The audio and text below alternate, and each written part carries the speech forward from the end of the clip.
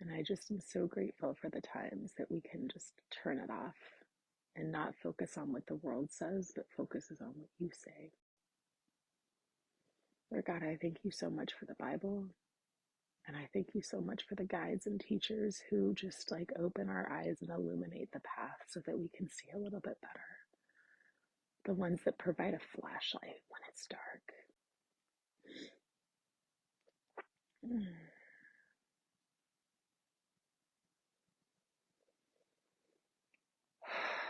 Thank you.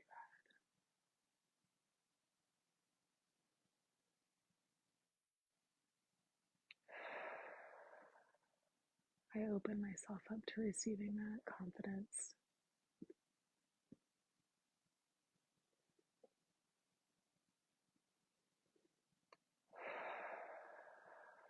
With every breath I take, I breathe in and I gather all that I can, and then I breathe it out and I make room